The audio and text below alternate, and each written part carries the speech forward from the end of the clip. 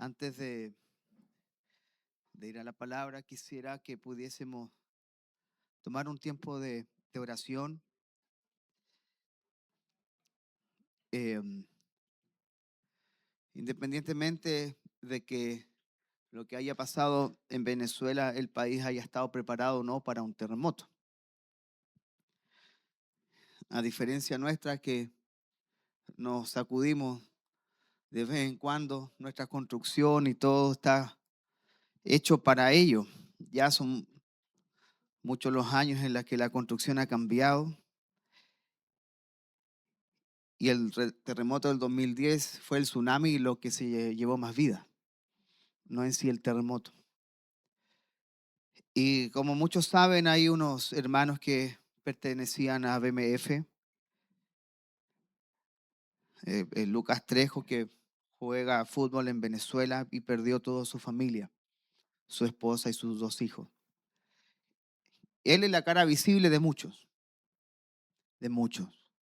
Así que, ¿qué le parece si nos ponemos en pie y nos tomamos las manos e intercedemos por nuestros hermanos para que el Dios de toda consolación les consuele? Amén. Padre, oramos en el nombre poderoso de nuestro Señor Jesucristo. Señor, cantábamos hace minutos atrás: recibiremos solo el bien de ti y el mal no lo recibiremos. Fue la pregunta que se hizo Job.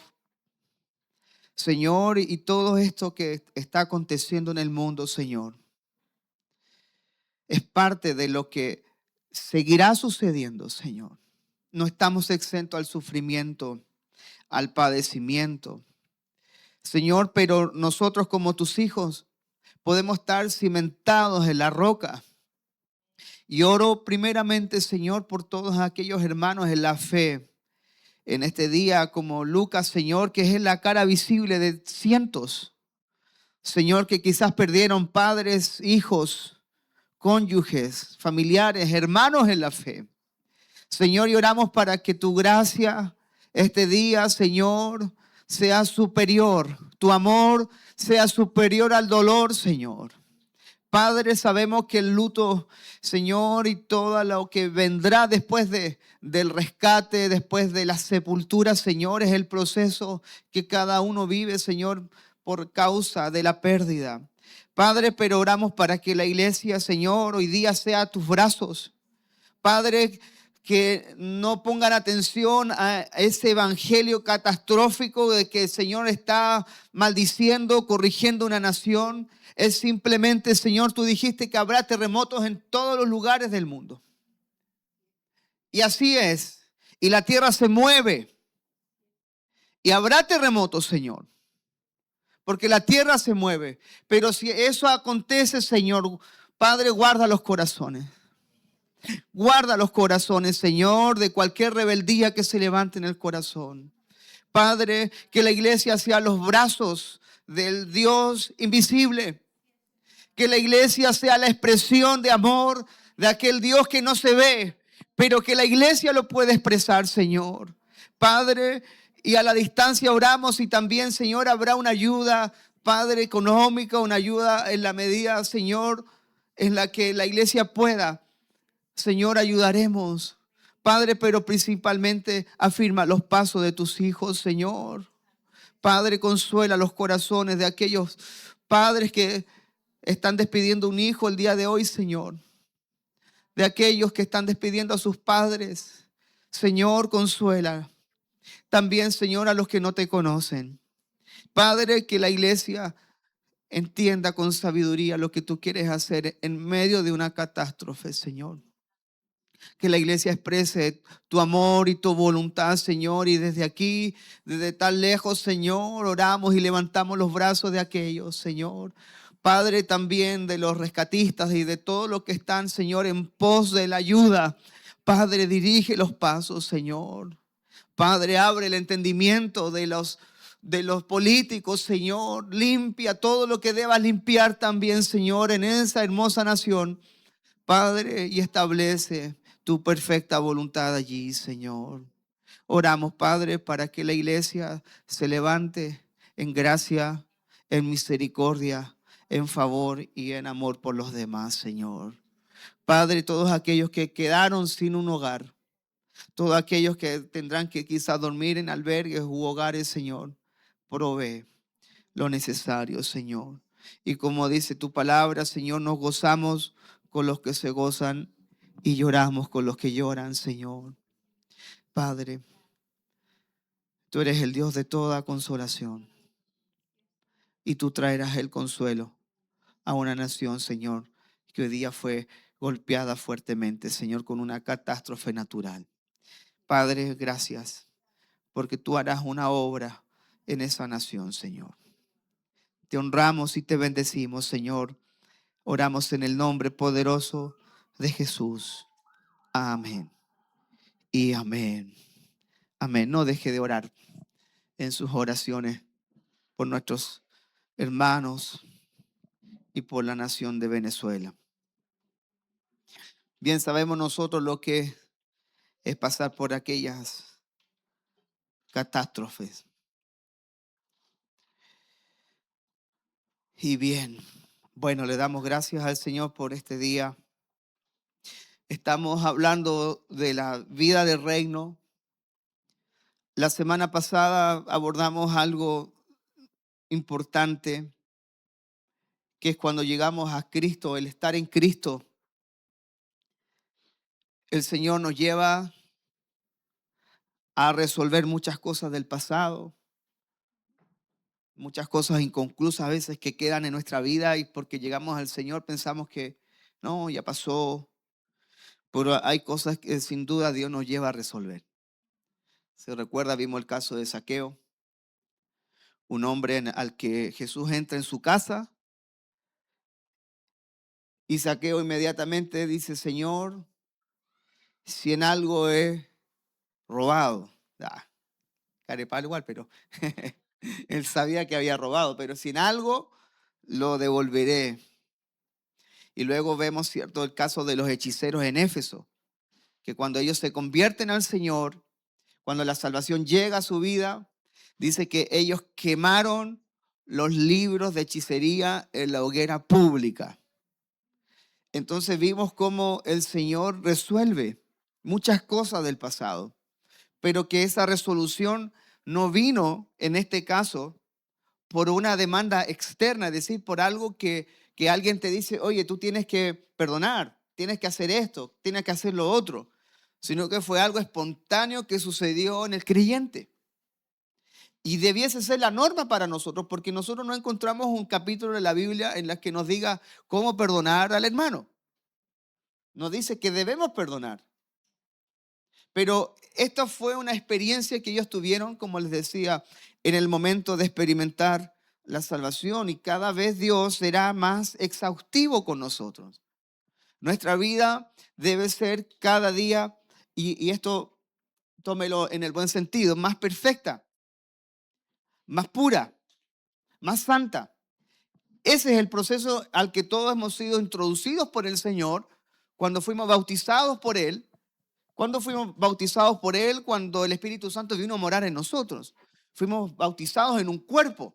Por eso Efesios 4 habla de que hay un Dios, un bautismo, una fe. Todos fuimos bautizados en lo mismo. Y cuando somos inmersos, ¿cierto?, en este bautismo espiritual en Cristo, nacemos de nuevo y comienza a haber una forma de vida completamente diferente en el creyente. Y esa experiencia la podríamos llamar como el estar en Cristo.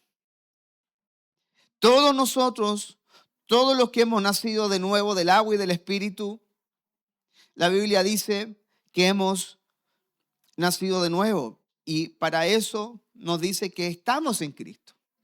Porque el estar en Cristo, amados, estar en Cristo, la unión con Él, es el resultado del bautismo del Espíritu.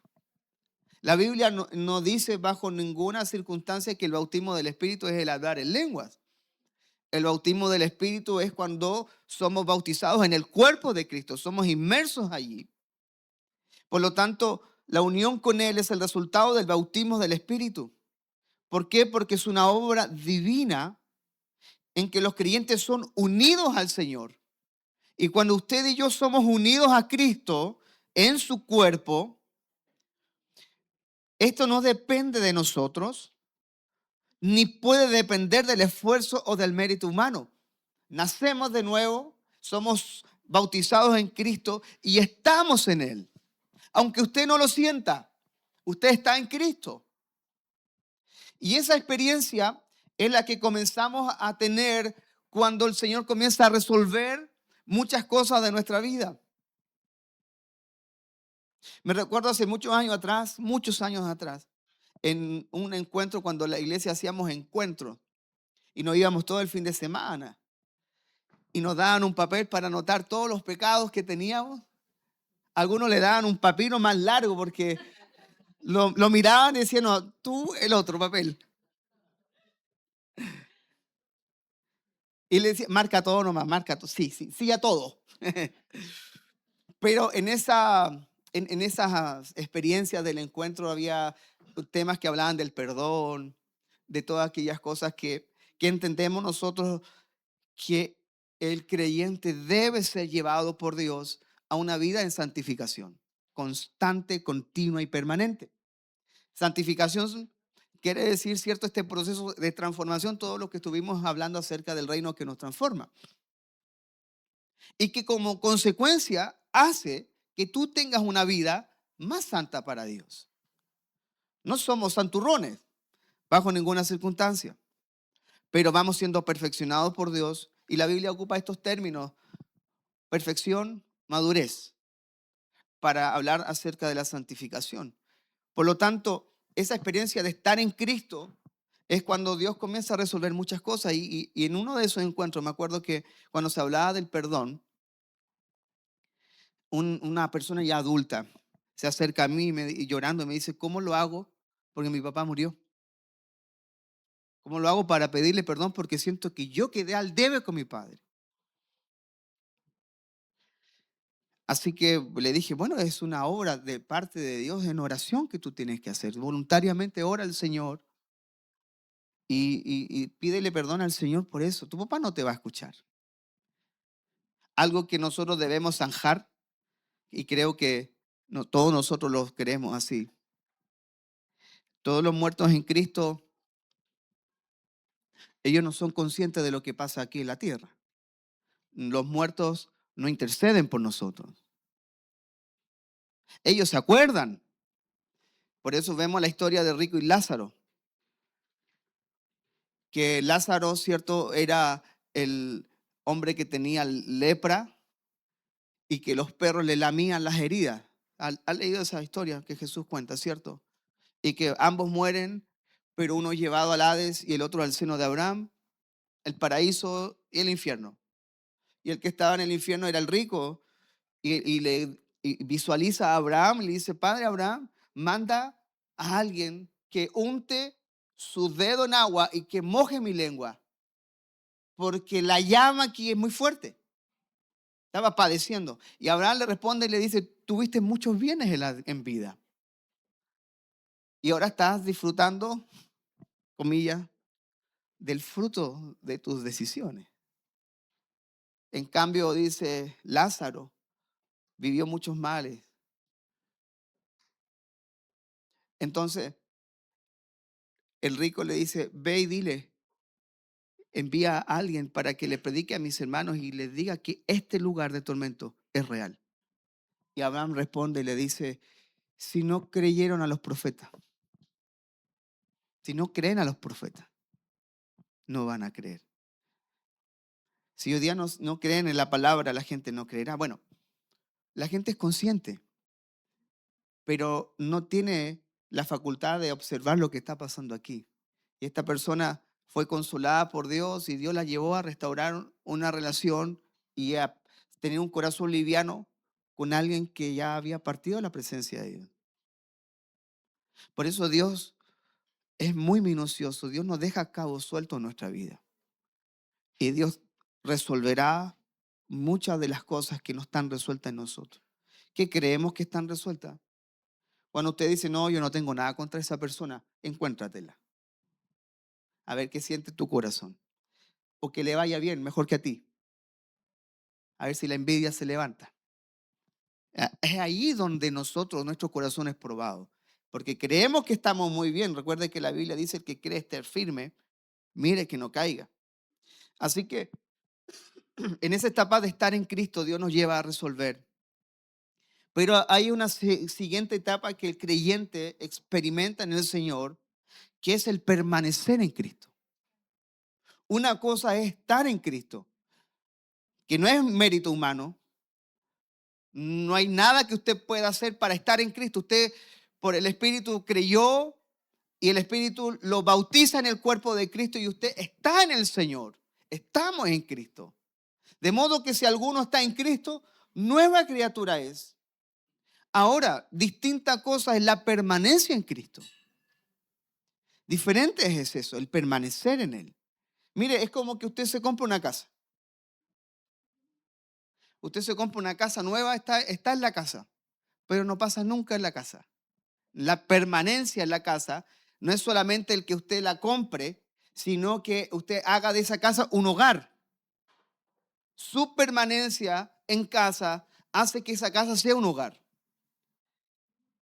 Así que en esta etapa del permanecer en Cristo, quiero que vayamos a Juan capítulo 15, verso 1 en adelante.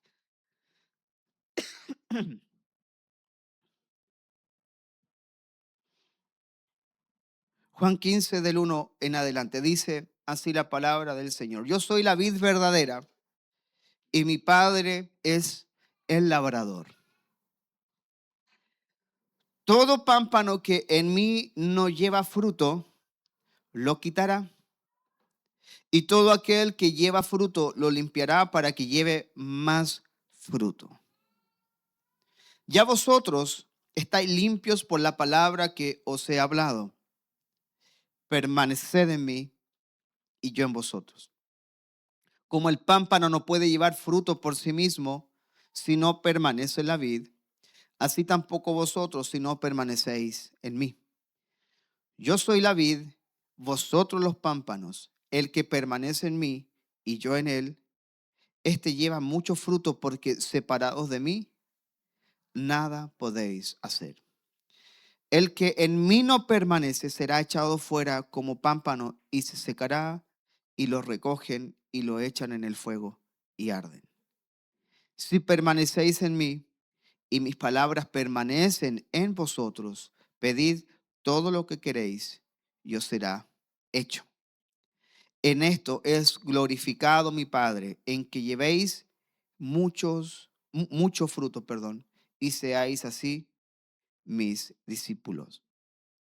Como el Padre me ha amado, así también yo os he amado. Permaneced en mi amor. Si guardareis mis mandamientos, permaneceréis en mi amor, así como yo he guardado los mandamientos de mi Padre y permanezco en su amor. Estas cosas os he hablado para que mi gozo esté en vosotros y vuestro gozo sea cumplido. Amén. Así que el Señor agarra aquí a sus discípulos y le habla acerca de esta parábola. Yo soy la vid, mi Padre es el labrador, vosotros sois los pámpanos. Hay una versión de la Biblia, que es la Biblia textual, y que hace una anotación, hace algo respecto al versículo 2 de Juan 15, porque en la Reina Valera dice que todo pámpano, ¿cierto?, que no lleva fruto, dice que lo quitará, lo quitará. Pero esta versión de la Biblia textual, dice así el versículo 2. Todo pámpano que en mí no lleva fruto, lo levanta. Y todo el que lleva fruto, lo limpia para que lleve más fruto. Y la razón por la que cambia la Biblia textual este verbo de quitar o levantar, aunque en griego es el mismo verbo, es airei en griego, y significa precisamente levantar o quitar o cargar sobre sí mismo. Entonces, según el contexto inmediato del labrador, lo que hacen aquí es esta pregunta, es decir, ¿qué haría un labrador? ¿Cortar o levantar? Porque cuando usted ha pasado por el Valle de Casablanca, ¿no? Y ve el viñedo, todo al mismo nivel. Entonces, la razón por la que no está dando fruto es que, miren, puede haber una barrera teológica que impida traducir el verbo por quitar o arrancar. ¿Y cuál es la razón? ¿Cuál es la barrera que existe acá? Es que el viñador, el experto en viñas, que ama el pámpano, lo levanta del suelo teniendo cuidado de no quitarlo o arrancarlo de la viña. Pues para eso el viñador es lo que es, para cuidar de la viña. Por lo tanto, es mucho más acertada según el contexto decir que todo pámpano que en mí no lleva fruto, mi Padre que es el labrador, lo limpiará. Y mire, y es lo que precisamente el siguiente versículo dice, perdón, lo levantará para que lleve más fruto. Y dice que una vez que lo levanta, lo limpia. Y dice, ya vosotros estáis limpios por la palabra que os he hablado. Por lo tanto, de pronto cuando leemos esta parábola de Jesús, se tiende a entender de que si no hay fruto, el Señor te va a cortar la cabeza inmediatamente. Pero la permanencia en Cristo y el fruto que damos es consecuencia de la unión con Él. Eso es lo que dice Juan 15. Ustedes están unidos a mí de manera orgánica. El pámpano se desprende de la vid. El pámpano nace de la vid. Nosotros fuimos renacidos por la palabra. Hemos renacido de Él. Por lo tanto, permanecer en el Señor es consecuencia de la unión con Cristo. Por eso hablamos de estar en Cristo. Estamos en Cristo y el estar en Cristo no es algo que dependió de nosotros. Es algo que el Espíritu hizo por nosotros.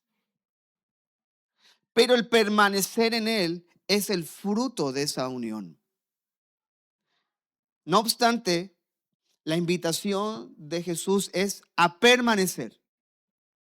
Permanezcan. Dice que debemos permanecer en sus palabras, que debemos permanecer en Él. Perdón, porque permanecer implica a vivir por fe. Y me acuerdo decir a muchas personas esto, y a veces hemos malentendido lo que es vivir por fe. Vivir por fe para algunos es, bueno, no tengo dinero y por fe voy a hacer esto, ¿no? Por fe me tiro a la piscina. El Señor me va a ayudar a pagar las cuotas. Pero el vivir por fe no es eso. Vivir por fe no consiste en una experiencia mística aislada, sino vivir por fe significa depender constantemente de Cristo. Es una dependencia constante, continua del Señor. Por eso cuando Pablo en Gálatas 2:20 dice, y lo que ahora vivo en la carne, lo vivo en la fe del Hijo de Dios. O sea, todo mi andar en Cristo hoy mi permanencia en Cristo es por causa de vivir por la fe. Permanecemos por medio de la palabra. Y eso es lo que Jesús dijo en el verso 7. Si permaneces en mí y mis palabras permanecen en vosotros. Así que Jesús relaciona la permanencia con su palabra. Mire, y esto es algo de lo que podríamos traer a colación lo que ha sucedido, por ejemplo, en Venezuela. Al no tener leyes para construir de manera como se construye acá, todo se cayó. Porque no hay normas, ¿cierto?, que te obliguen a construir y a edificar eficazmente, con cuidado. Entonces, ayer que tuvimos el discipulado, compartíamos de esto y reflexionábamos un poco de cómo la Biblia ya nos advierte de estas cosas. El que edifica su casa sobre la roca, ¿cierto? Su obra, su casa no caerá, no cae. Aunque los vientos golpean, aunque las aguas suben, pero su casa no cae, no cae. En cambio, el que edificó sobre la arena, dice que fue grande su ruina. Es grande su ruina. Amados, la no permanencia en Cristo, la ruina es muy grande. ¿Cuántos de las vidas aquí, tanto matrimoniales como las vidas personales, que hemos decidido nuestras propias acciones? Sabemos que la Biblia nos dice que debemos ir por tal camino, sabemos que debiésemos tener ciertas decisiones en nuestra vida, pero decidimos ir por cierto camino, vamos por allí y sabemos que no estamos edificando en Cristo. Gran será o grande será la ruina de eso. Cuando algo remezca nuestra vida, se va a caer. Por eso que la permanencia en Cristo es una colaboración activa y consciente que el creyente hace para permanecer en el Señor. Mire, la manera en la que la iglesia permanece y crece y se fundamenta y se fortalece es cuando estamos expuestos a la palabra, a la fiel escritura, cuando somos expuestos a la oración, cuando participamos de la comunión con los santos.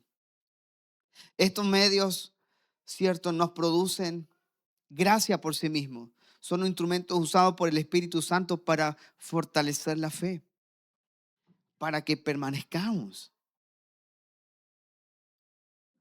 Entonces es muy sencillo de pronto cuando como pastores tenemos que a veces resolver ciertas cosas y llega la vida de la gente destruida.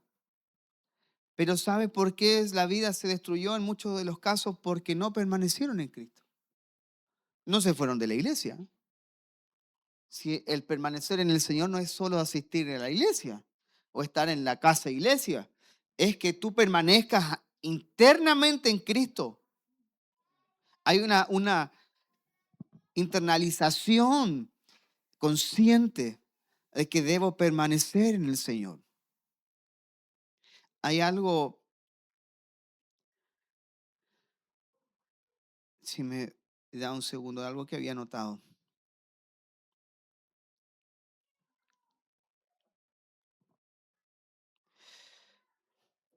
En la Escritura, continuamente, tanto el Señor nos invita a permanecer, los apóstoles también nos hacen la invitación de apartarnos, de guardarnos. Mire, segunda de Timoteo 2:19.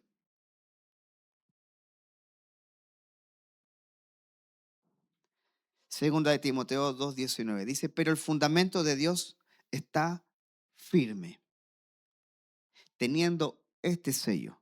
Conoce el Señor a los que son suyos. y apártese de iniquidad todo aquel que invoca el nombre del Señor. El fundamento está firme. Él nos conoce. Él conoce a los suyos. Acuérdense que esto se contrasta con lo que Jesús dice: jamás os conocí, hacedor de maldad. No eran suyos. Señor, en tu nombre profetizamos, en tu nombre echamos fuera demonios, en tu nombre sanamos enfermos, en tu nombre fui a ver a los enfermos en el hospital. Jamás os conocí. ¿Por qué? Porque el fundamento de Dios está firme. Él conoce a los suyos. Pero los que son suyos, ¿usted es de él? ¿Quiénes son? ¿Quiénes pertenecen al Señor? Ahí levanten su mano. Amén. ¿Sabe lo que dice la palabra? Apártese de iniquidad todo aquel que invoca el nombre del Señor. Nos invita, ¿sabe qué? A reflexionar de las cosas que nos convienen y las cosas que no nos convienen. Pablo dice: todo me es lícito, mas no todo me conviene. Hay cosas que probablemente tú digas: esto no tiene nada de pecaminoso. Es un poco el ejemplo, ¿cierto?, de Pablo con la carne sacrificada a los ídolos. No tengo problema, mi conciencia es libre. Pero si esto causa una mala conciencia en el débil de la fe, no comeré carne jamás, dice Pablo.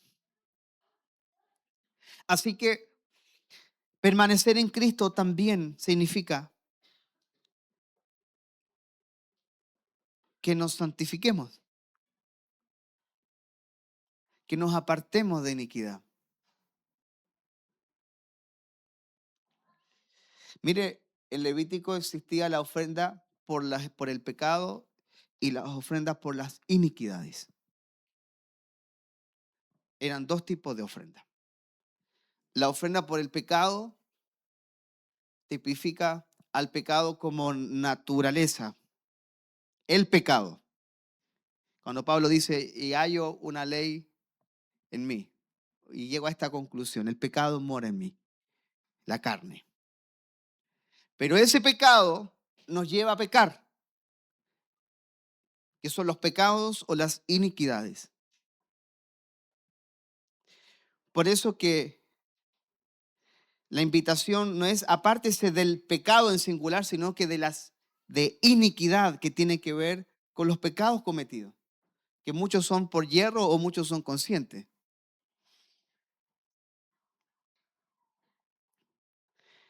Mire, Primera de Pedro capítulo 3, verso 8 al 11.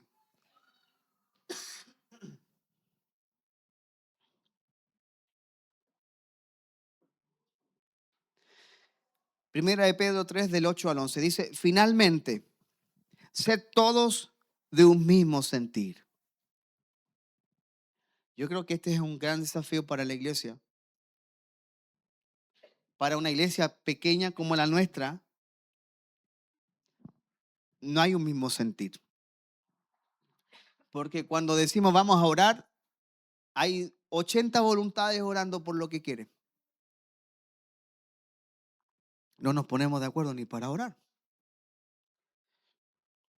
Sed todos del mismo sentir, compasivos, amándoos fraternalmente, misericordiosos, amigables, no devolviendo mal por mal, ni maldición por maldición, sino por el contrario, bendiciendo, sabiendo que fuisteis llamados para que heredaseis bendición. Porque el que quiere amar la vida y ver días buenos, mire lo que dice: refrene su lengua del mal y sus labios no hablen engaño. Apártese del mal y haga el bien, busque la paz y sígala. Así que el permanecer en Cristo, permanecer en Él, significa que hay una activa y consciente colaboración del creyente. La Biblia nos dice que el que quiere amar la vida y ver días buenos, refrene su lengua del mal. y sus labios no hablen engaño. Apocalipsis 22:11.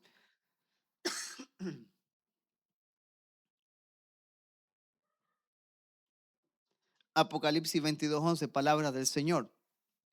El que es injusto, sea injusto todavía. Y el que es inmundo, sea inmundo todavía. Y el que es justo, practique la justicia todavía. Y el que es santo, santifíquese todavía. Amados, esta intencionalidad que tenemos para muchas cosas. Por ejemplo, cuando estabas en el colegio y el profesor decía, ya, voy a sacar a la pizarra a alguien, y tú te escondías detrás del compañero, intencionalmente te escondes para que no te vean. Pero no así cuando te sabía la respuesta, tú ahí te quedabas, ¿cierto? Hay muchas cosas en las que somos intencionales para evadir, para eludir, para enfrentar o para conseguir algo. Somos intencionales. Pero vaya que a veces no somos intencionales con las cosas del Espíritu, con las cosas del Señor.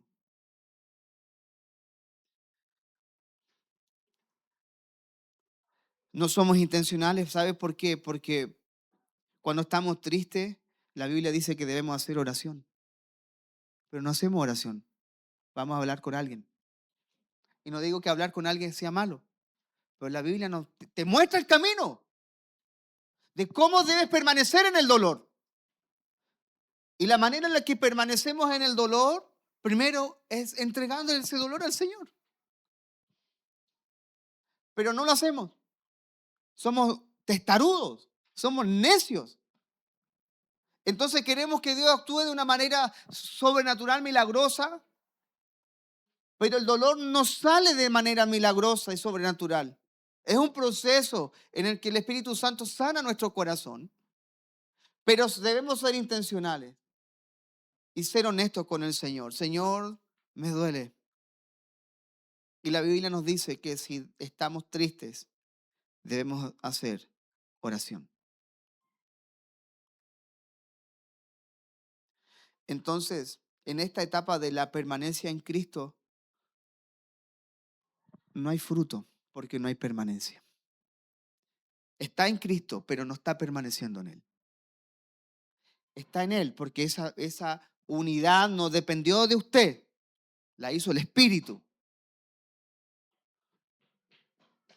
Pero el permanecer, que es la invitación del Señor a sus discípulos, permanezcan en mis palabras, permanezcan en mí, permaneced en mí. Es que cuando venga el problema o cuando estemos viviendo alguna situación, nos recordemos que debemos permanecer en Cristo. Y no es que no tengas pensamientos contrarios. Claro que puedes tener hasta sentimientos contrarios. Hasta puedes preguntar, ¿por qué yo, Señor? ¿Ah? Y reclamarle al Señor, bueno, ese es un tema con el Señor, de cada uno. Pero el permanecer,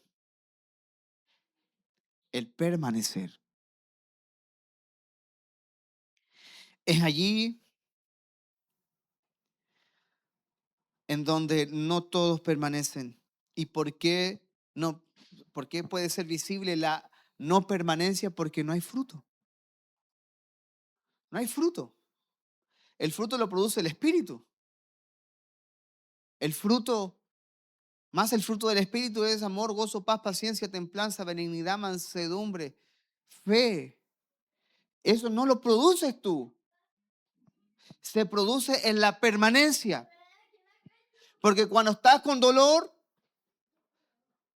y permaneces en el dolor en el Señor sabiendo de que en Él encontrarás consuelo, el consuelo llega. Y quizás el consuelo no viene porque simplemente el Señor te apapachó, sino que envía a un hermano. Te encuentras con alguien, encuentras los brazos de alguien, que son los brazos del Señor.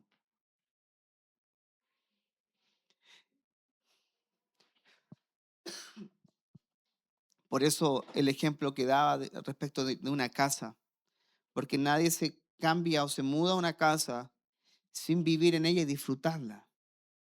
El hecho de que estamos en Cristo es vivir en Él y disfrutarle a Él. Eso es permanecer porque hay fruto, hay fruto. Y somos invitados por el Señor a permanecer en Él. No puede ser de otra manera. Porque no veo resultados, como la gente dice. Porque a veces tendemos a medir la espiritualidad por los resultados que hay, ¿no? Pero mira, hay cosas sencillas de evaluar. Es que todavía sigo mal económicamente. Bueno, eso puede ser porque seas un pésimo administrador. Y aun cuando permanezca en el Señor, sigue siendo un pésimo administrador. Tienes que aprender a administrar. No le eche la culpa al Señor. Es que no hay fruto en mi matrimonio, que seguimos igual, ella sigue igual, él sigue igual, ¿cierto? Y tenemos esa guerra santa, esos tiroteos de lado a lado. Pero tampoco hemos permanecido en el Señor en el matrimonio, porque no damos el brazo a torcer. Somos testarudos, perseveramos en el error, sabiendo lo que hay que hacer y no lo hacemos. Por eso cuando digo hay victorias que corrompen y derrotas que bendicen. Y el orgullo nos lleva siempre a querer ganar todo, pero perdemos, terminamos perdiendo. Por lo tanto, como no hay fruto, pensamos de que hay algo más, pero la Biblia dice que la manera en la que podemos llevar fruto es solo una, permaneciendo en Él. No hay otra manera de llevar fruto para Dios y además lo que añade el Señor. Y en esto es glorificado mi Padre, en que llevéis mucho fruto. ¿Qué quiere decir esto? Que cuando alguien comparte contigo y aunque tú no tienes la intención de predicarle ni nada, la persona sale pero en paz, porque hay fruto. La persona se siente amada, se siente cuidada, escuchada. Y por mucho que a lo mejor le dijiste que estaba mal en esto, mal en lo otro, no se sintió condenada, juzgada, porque hay fruto. Hay fruto. Hay fruto en el hogar. Hay fruto en la familia. Hay fruto en el matrimonio. Pero solo el fruto se da por la permanencia del creyente en Cristo. Por eso lo que decía recién. Si está pasando un momento de tristeza, ¿qué tiene que hacer? ¿Y para qué llama a la persona que no te va a bendecir? ¿Para qué buscan en alguien lo que no te puede dar? Si es en Él, permaneciendo en Él. Es que no sé qué hacer, no encuentro dirección. Mire, David pudo resolver esa encrucijada diciendo lo siguiente: lámpara es a mis pies tu palabra y lumbrera en mi caminar. Permanecemos en el amor. Mire, la obediencia que usted y yo tenemos al Señor y a su palabra no gana el amor de Dios. Nuestra obediencia no es una estrellita en la frente. La obediencia es la respuesta de quien ya vive en el amor de Dios.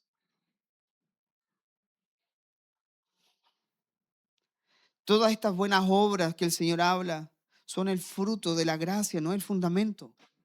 Es el fruto de permanecer en Él. Por eso es que cuando tú permaneces en Él, hay perdón. No es tan difícil perdonar. No es tan cuestionable servir. No duele tanto el ser generoso, porque tú vives y permaneces en Él, porque es fruto de Él. Cuando recién hablaban de Venezuela y de la ofrenda, la Biblia nos insta a dar. Pero hay una medida. Dice generosamente. Tú sabes si das generosamente o no. La Biblia dice, de, según cada uno haya prosperado, dice 1 Corintios, ¿cierto? Pero la invitación es a dar generosamente. ¿Qué es generoso para ti? Pero la generosidad, ¿cierto? Esa medida se podrá alcanzar por el fruto, por el fruto. Por eso que podemos permanecer, primero porque fuimos unidos a Cristo. Segundo, porque vivimos por la fe en todo lo que hacemos. Tercero, permanecemos en Él porque somos alimentados y nutridos por su palabra. Damos frutos como evidencia de esta unión. Perseveramos porque además Dios también nos da el poder para perseverar. Crecemos en santidad y respondemos con obediencia, nacida del amor y de la gratitud. Por eso el cristiano voluntariamente, me acuerdo que hace años atrás se hablaba mucho de consagrarse a Dios. Me voy a consagrar para el Señor. Creo que viene desde un sano deseo de querer vivir enteramente para el Señor.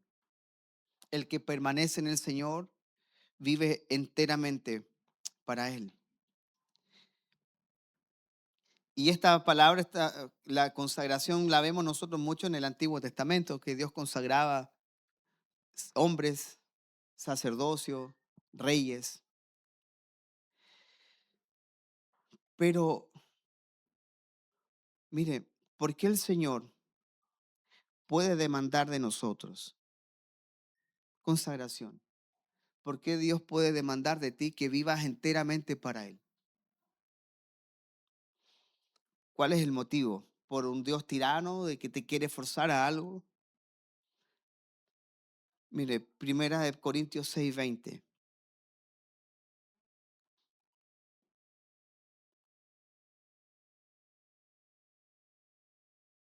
1 Corintios 6:20 dice, porque Dios los compró a un alto precio. Por lo tanto, honren a Dios o glorificad, ¿cierto? Dice la Reina Valera. Honren a Dios con su cuerpo.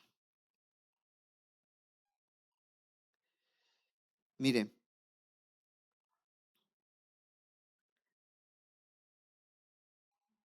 si yo me compro algo, yo le doy el uso que quiero a aquello que he comprado. Ahora, si yo ocupo este computador como bandeja para servir, claro, estoy deshonrando al que lo ha creado porque el fin no es ese. Dios nos ha comprado a nosotros, no para que tú hagas lo que quieras. Dios te ha creado no para que tú hagas lo que quieras. Dios nos creó para que le demos gloria, le glorifiquemos. Y la manera en la que le glorificamos a Él es llevando mucho fruto. Es llevando fruto. Por eso que Él puede demandar nuestra permanencia basado en que Él nos ha comprado. A lo mejor usted nunca se lo ha notificado, pero usted le pertenece a Dios. Usted le fue comprado por Él. Por lo tanto, si algo que usted ha comprado y que está a su nombre y tiene su sello, y usted pagó un alto precio por ello, y alguien lo usa, ¿qué haría usted? Hacer el reclamo. Ahora, en esto, no es parte del tema, pero queda claro con esta este principio de que Satanás no es dueño de nada, porque del Señor es la tierra y su plenitud, del mundo y los que en ellos habitan. Así que una posesión diabólica es un chiste, hermanos. El diablo no tiene poder sobre nosotros, porque le pertenecemos a Dios. Él nos compró. Y como Él nos compró, Él puede demandar permanencia en Él. Permanencia en Él. Por eso que como Dios demanda esto, ¿por qué nos ha comprado? Mire, en Éxodo 13:2, en Éxodo 13:2, Dios le pide a Israel que consagre todo primogénito. Dice, conságrame todo primogénito, cualquiera que abre matriz entre los hijos de Israel, así de los hombres como de los animales, mío es. Y la razón de esta orden era porque todos los primogénitos habían sido redimidos por Dios por la muerte del Cordero y la Pascua. Ellos fueron comprados por Dios con la sangre del Cordero.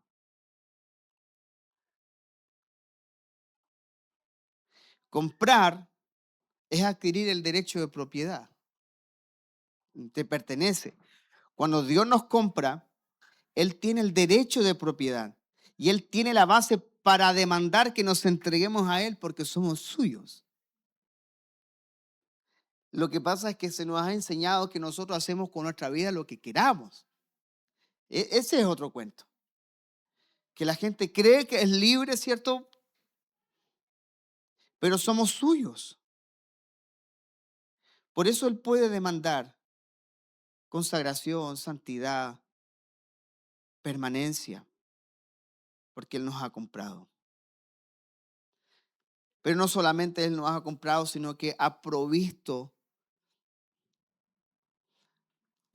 provisto de todos los medios para que sus hijos crezcan, se santifiquen y caminen en rectitud.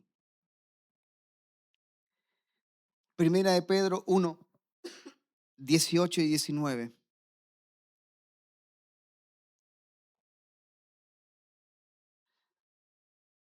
Pedro nos dice, sabiendo que fuisteis rescatados, que es lo mismo que la redención, el precio por un rescate, sabiendo que fuisteis rescatados de vuestra vana manera de vivir. Usted fue rescatado de una forma de vivir, la cual recibisteis de vuestros padres, no con cosas corruptibles como oro o plata, sino con la sangre preciosa de Cristo, como de un cordero sin mancha y sin contaminación. Así que fuimos comprados a gran precio y el precio fue la sangre de Cristo. La sangre de Cristo.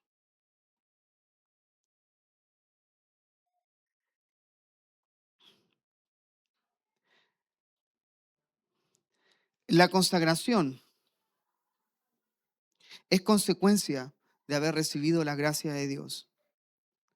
Porque Dios nos salva, Dios nos justifica, nos adopta y el creyente puede consagrarse a Dios.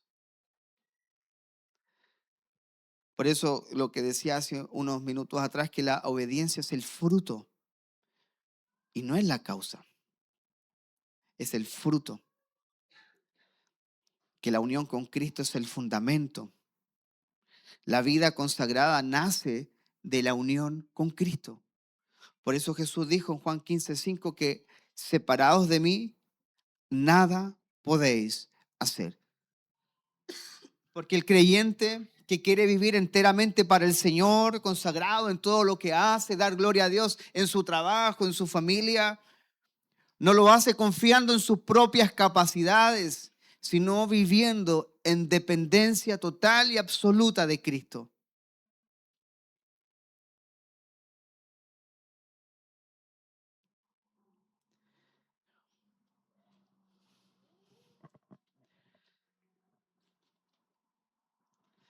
Por eso fuimos rescatados de una vana manera de vivir,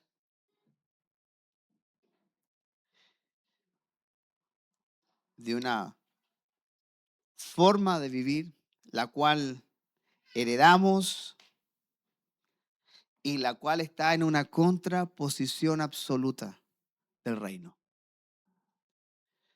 Estamos hablando de la vida del reino.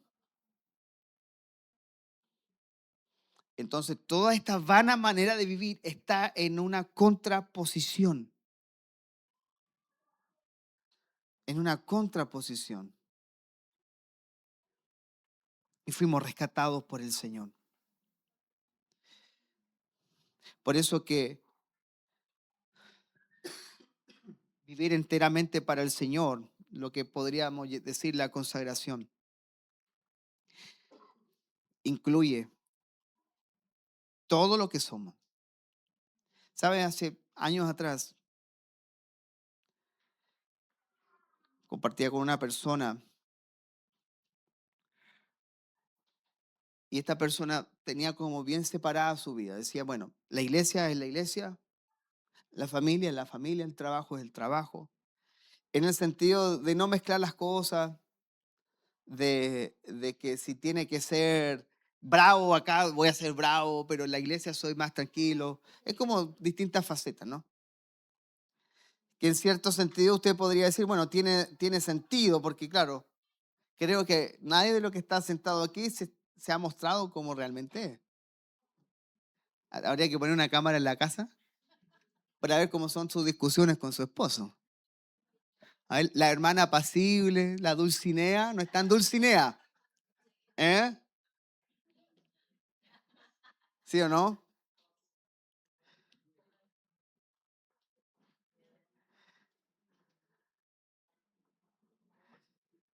El amoroso no es tan amoroso, es áspero. No nos mostramos, es obvio, es obvio.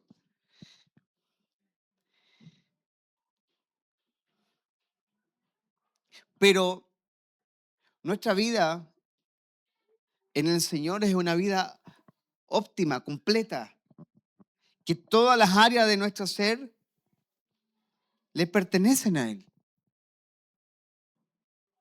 Que no tengo que estar usando careta. Al principio, claro que tiene que usar careta porque usted no va a decir lo que dice en la casa, no lo va a decir aquí. Y la forma en la que, aunque a veces sucede de que los tratos no son tan ortodoxos y son visibles, pero nuestra vida, nuestra consagración, que nuestra vida esté realmente rendida al Señor en todas las áreas, es porque hemos entendido que todo le pertenece a Él. Todo.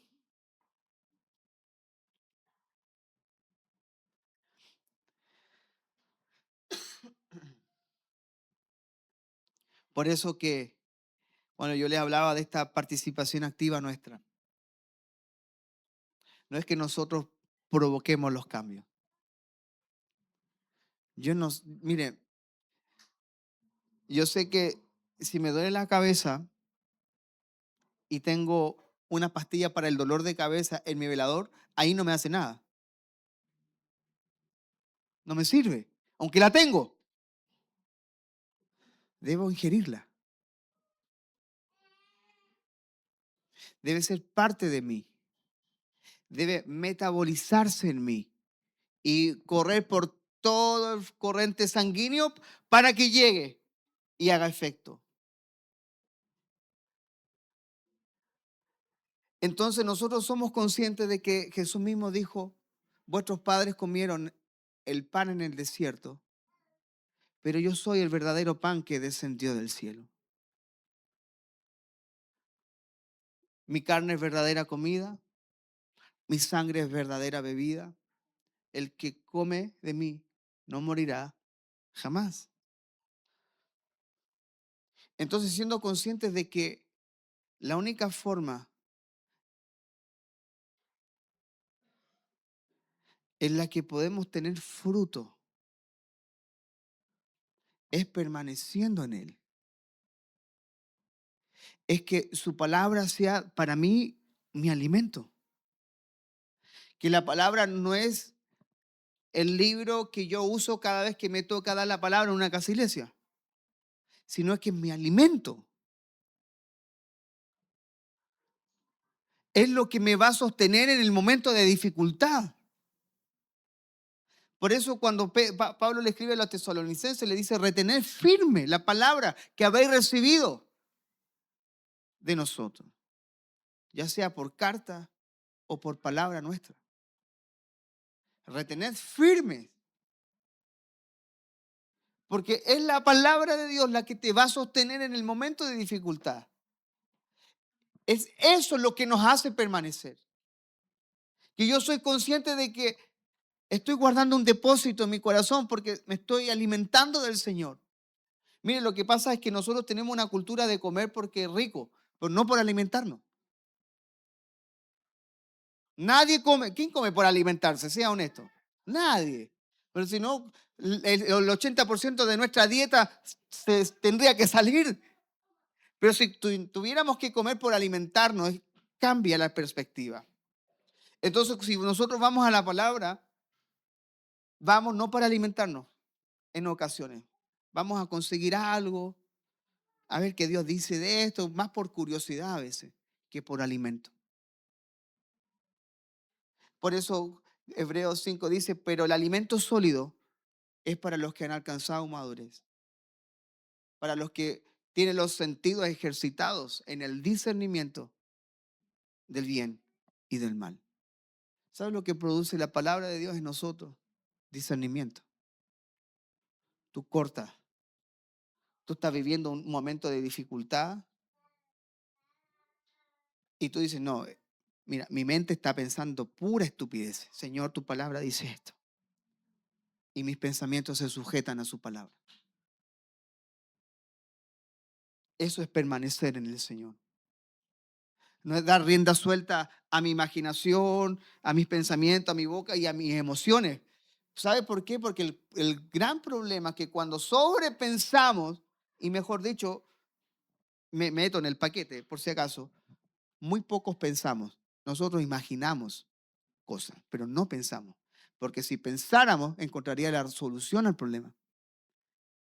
No somos grandes pensadores, somos grandes imaginadores. Y por eso la Escritura nos insta en esto a pensar. Todo lo honesto, todo lo puro, todo lo bueno. Todo, si es digno de alabanza, si hay virtud alguna, en esto pensar. Porque cuando sobrepensamos las cosas, el corazón se pesa. Se pesa el corazón. Ya allí dejamos de permanecer en el Señor, en esa situación.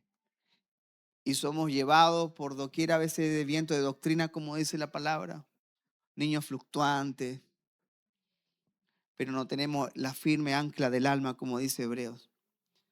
El ancla. Qué importante es el ancla. Estar anclado al Señor, permanecer en Él.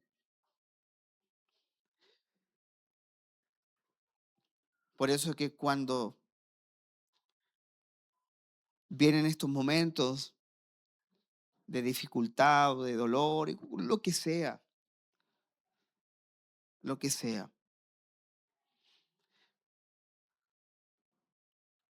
porque creo que todos tenemos la misma conclusión que Pablo. Con la mente me deleito en la ley de Dios. Quiero servirle, pero hallo en mi miembro, ¿cierto? Algo que me lleva cautivo a la ley del pecado. Y todos tenemos esa lucha. Pero es en medio de esa lucha en donde permanecemos en Él o no permanecemos en Él. Por eso es que cuando somos consagrados y le decimos al Señor de buena voluntad, Señor, yo quiero vivir enteramente para ti, esto no ocurre de una vez. Como dice la palabra, vamos siendo transformados de gloria en gloria. De gloria en gloria. tenemos una continua lucha entre la carne y el espíritu. Continua. En la que queremos orar y en la que no queremos orar. En la que queremos servir y no queremos servir a Dios. En la que queremos hacer tal cosa y cuando no, hay una lucha continua. Bueno, y esa es la mayor evidencia, ¿cierto?, de que somos sus hijos. Encontramos esa lucha en nosotros.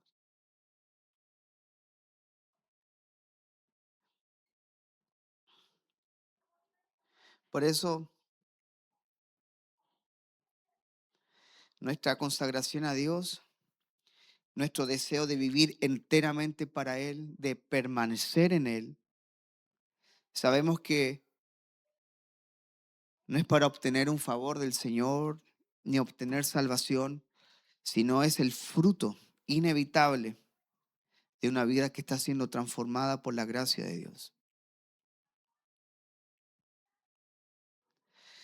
Porque el creyente unido a Cristo, usted, justificado por el Señor, adoptado como hijo y como morada del Espíritu, ¿sabe cuál es la respuesta natural?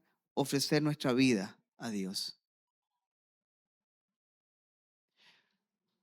Nosotros ofrecemos nuestra vida a Dios. Hay un deseo de consagrarnos, hay un deseo de vivir enteramente para Él por lo que Él ya hizo por nosotros.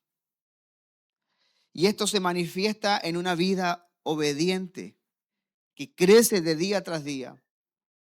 Es una lucha también perseverante contra la carne. Pero esa lucha contra la carne, este creyente entiende de que no es una lucha tú a tú con la carne. Porque la palabra nos enseña que la carne tiene un solo destino, que es ser crucificada. Con Cristo estoy juntamente crucificado. La carne se crucifica. Algunos con velcro, pero la crucifican. Como que, ¿qué me dijiste? Te levantas crucificada, querida mujer.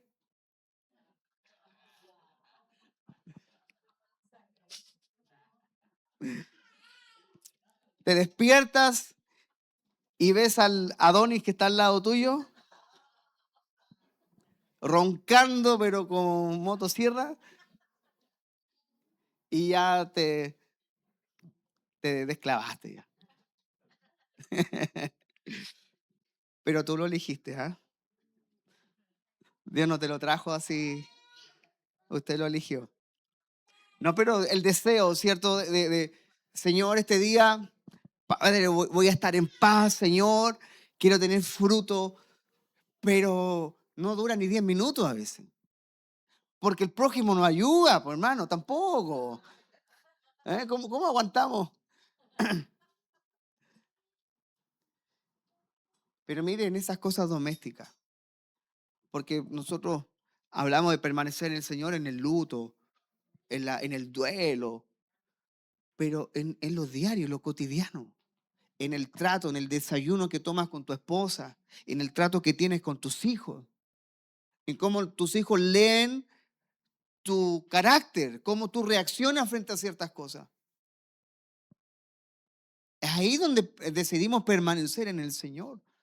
No por una careta, no por mantener una imagen, sino es por amor al Señor. No es porque vamos a ganar algo de Dios. Sabemos que haciendo esto, más temprano que tarde, habrá fruto. Porque ¿cuántos han decidido en su corazón cambiar el carácter? ¿Ah? Ha fracasado rotundamente y va a seguir fracasando. Porque ese carácter tiene que ser crucificado. Pero la única manera en la que haya fruto y usted evidencia el fruto, el carácter de Cristo, es permaneciendo en Él. No existe otro camino. No existe. ¿Cómo permanecemos en Él? Bueno, lo que decía recién. No tengo las ganas de orar, pero voy a orar, Señor. Porque eres tú el único que puedes transformar mi corazón, Señor. Y después, si quiere, cuéntele al amigo, al hermano. Pero primero, lo primero, como dijo el profeta, porque una cosa es una cosa y otra cosa es otra cosa. ¿Eh? Primero lo primero. Miren, no es un principio que está activo hoy como la exigencia, pero como principio espiritual sí, lo que es la primicia. Lo primero a Dios. Él siempre merece lo primero de nosotros, siempre. Él merece todo lo primero. Dios quiere y desea que cada vez que pasa algo, sea Él al primero al que tú acudas. Sea Él el primero al que tú le pidas ayuda. Sea Él el primero. Por eso el permanecer en Él no es una receta. No es una receta. Esto es parte, ¿cierto?, de la obra que hace el Espíritu Santo en el creyente. Por causa de estar unido a Él, por causa de haber sido salvos, por causa de nacer de nuevo, por causa de haber sido justificado por Dios, redimido por el Señor. Todo lo que Él hizo primero, hoy día podemos permanecer en Él. Por lo tanto, hoy nuestra vida puede tener fruto y puede haber carácter de Cristo y puede haber evidencia, ¿cierto?, de que hay una vida que está siendo transformada por Dios. Por eso el deseo genuino de cualquier creyente de querer vivir enteramente para Él está bien. Pero cuando vemos en la Escritura que es cierto que el Señor nos dice permanezcan en mí, que no es una opción, aunque lo podemos tomar de manera opcional u optativa. Pero no te olvides de que Él te ha comprado. Él te ha comprado a precio de sangre. Él te compró a ti. Vamos a ver la otra semana de dónde fue que nos compró, de dónde nos redimió. ¿Por qué Dios tuvo que comprarnos? ¿Por qué Dios tuvo que redimirnos? ¿Por qué Él tiene un derecho de propiedad sobre nosotros? Y hay algo que no se nos puede olvidar a nosotros, que creo que lo mencionamos de una manera muy superficial, no porque queramos darle ese tinte, sino porque no hemos comprendido completamente lo que significa que Él sea el Señor de nuestra vida. Que Él sea el Señor. Mire, la Biblia nos muestra y nos dice, y Pablo se autodefine como esclavo, pero por amor a Dios. Esclavo. En una cultura donde la esclavitud era normal, en donde el mismo apóstol Pablo le escribe a los cristianos esclavos que se sujeten a sus amos, que no hagan el trabajo de ellos a medias porque los amos pueden ser hermanos en la fe. Entonces, en esa cultura de esclavitud, Pablo dice, yo soy esclavo por amor. Nosotros no tenemos ese concepto de voluntad cero. Un esclavo no tiene voluntad, no tiene, porque fue comprado por un señor, por su amo. Los esclavos se compraban, usted sabe, ¿no? Algunos se marcaban, tenía una marca en la oreja de propiedad. Entonces el esclavo no tenía voluntad. Pero nosotros tenemos un Señor en el que creemos que nosotros podemos hacer cualquier cosa a nuestra voluntad. Llevamos nuestro matrimonio a nuestra voluntad. Administramos esto a nuestra voluntad, nuestra voluntad, nuestra voluntad, nuestra voluntad, pero no estamos entendiendo que hay un señorío. No lo entendemos. Estamos a una cultura muy lejos. Estamos a 2000 años de distancia de cómo ellos podían entender ciertos conceptos que hoy día para nosotros es tan común como decirle Señor a cualquier persona en la calle. Pero el título Señor no era cualquier título. Se le daba solo al emperador. Por eso que cuando los cristianos decían Jesús es el Señor, era completamente ofensivo para la cultura romana, porque hay otro César, hay otro que está, hay otro emperador, no, Jesús es el Señor. Por eso no fue tan fácil, quizás sí, pero cuando Pablo le dice al carcelero de Filipo que si confesares con tu boca que Jesús es el Señor, es como, anda a Corea del Norte, anda, es como el paralelo, y declara que hay otro, ¿qué es presidente, primer ministro? Declara que hay otro, te matan inmediatamente. Eso pasaba en Roma. Por eso fueron perseguidos. Pero para nosotros no existe ese concepto de autoridad y de soberanía absoluta de Dios. Por eso que cuando leemos que Él nos compró, como que sí, nos compró. Pero ¿por qué usa todos estos conceptos? Porque la cultura tenía que entender qué significaba el señorío. Hoy día quizás si hubiese estado en nuestra cultura usaría otros conceptos para graficarnos y explicarnos lo que es el señorío de Cristo. Pero la cultura de la iglesia primitiva era eso. Ocupaba los títulos griegos y romanos para que entendieran. Pero nosotros como ya no estamos en esa cultura, estamos muy lejos, los títulos no tienen peso para nosotros. Pero para los primeros lectores y oyentes del Nuevo Testamento tenía un gran peso. De que ellos fueron comprados a precio de sangre. Ellos entendían, sabían lo que costaba eso. Tenían también el peso y la conciencia de que si declaraban que Jesús era el Señor, morían. Porque iban en contra. Por eso le digo, vamos a Corea del Norte y declaremos que hay otro ministro. Te van a perseguir. Usted sabe la locura que pasa en ese país. Tienen que idolatrar a este hombre, adorarlo prácticamente. Tener una imagen en la casa. Entonces, en algo se asimila. Pero nosotros tenemos que orar al Señor. ¿Sabe para qué? Para que el Espíritu Santo nos ilumine, nos alumbre del peso de esas palabras. El Nuevo Testamento, amado, fue escrito con sangre. El Antiguo también persiguieron a los profetas. Para que hoy día usted y yo tengamos la palabra profética más segura. Para que si queremos tener fruto en nuestra vida, que sabemos que no lo podemos conseguir, vamos a la fuente, vamos a la palabra. Porque ¿cómo sabríamos? Pablo dice, ¿cómo yo sabría que codiciar es malo? Si la ley no me lo dice. La ley me notifica, su palabra me notifica, me lee. Eso es lo que hace la Biblia, te lee a ti, me lee a mí.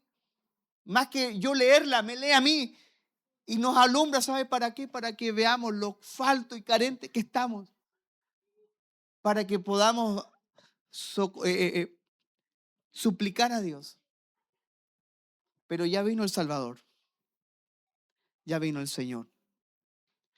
Y nos compró. Y la permanencia en Él, ¿sabe lo que provoca de manera innata? Sin que usted la fuerce, porque usted no la puede forzar. Fruto. Y fruto abundante. Y nuestro Padre es glorificado. Puedes cantar 20,000 canciones y nunca glorificar al Padre, porque hay una vida sin fruto.